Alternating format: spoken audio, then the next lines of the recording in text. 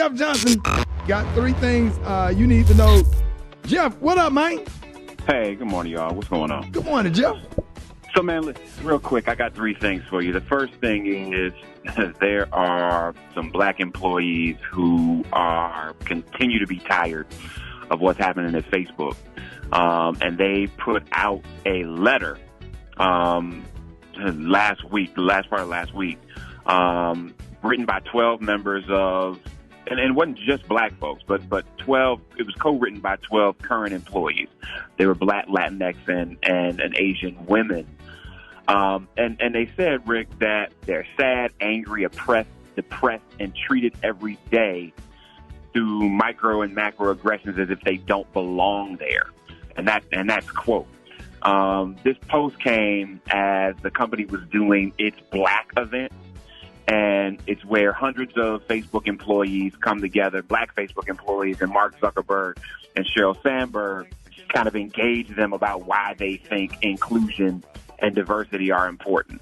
But they're essentially just saying they're not having it, and that there continue to be really direct and ridiculous kind of posts and engagement that are happening there. They even have an anonymous workplace app where, and I quote, there are questions like, are blacks really treated poorly or do they just like to complain? Another user wrote, people complaining about racism need to get over it or go to a different company. It's bad enough we're using diversity as a measure for recruiting and lowering our standards. And another person, as the Root reported, said that one very arrogant black man who thinks he's smarter than everybody needed to be pushed out.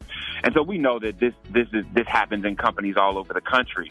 But as Facebook has its challenges and the tech community continues to just be unwilling or not know how to deal with inclusion, especially with the amount of money that's being made, there's a lot that's going to need to change, Rick. So we're going to keep talking about this. The second thing is, some of you may not know who this brother is, but this is an amazing cat by the name of Bernard Tyson, who was the CEO of Kaiser Permanente, died in his sleep on Sunday at 60 years old.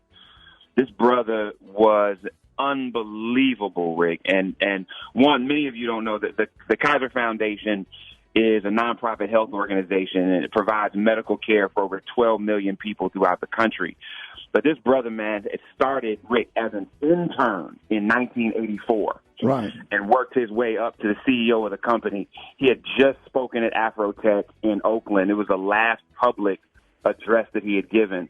And he had just been not only just an amazing CEO, but as an African-American man, showed up in the right places in the right way, investing in young leadership, investing in our community, and was just a good brother at the same time. And so it's a huge loss, not only to his family and to Kaiser, but to those of us that are committed to advancing our community. Now, last but not least, Rick, and this one is a little complicated, but starting tomorrow, there are going to be oral arguments in the case against that's Comcast and Byron Allen. Right.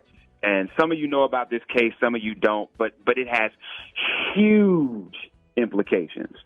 And Byron Allen is alleging that he attempted to provide content to Comcast over a period of years, and that they told him no because he didn't have a certain level of capacity. But in that same period of time, that there were over 80 other companies that they did the same deal with that had lesser capacities than Byron Allen.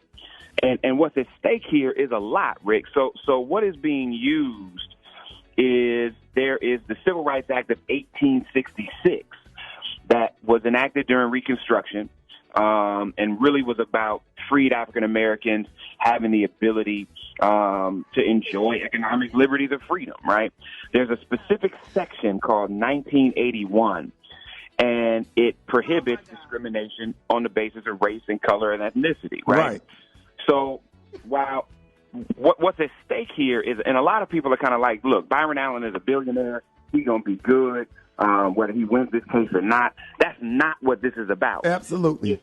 If Byron Allen loses this case, where Comcast is trying to make him prove that the only reason he was denied was because of racism. That's what they are trying to make him prove. He's saying that racism was not the only factor, but one of the factors. And if he loses this case, it doesn't only impact Byron Allen, but small business owners, middle-sized business owners.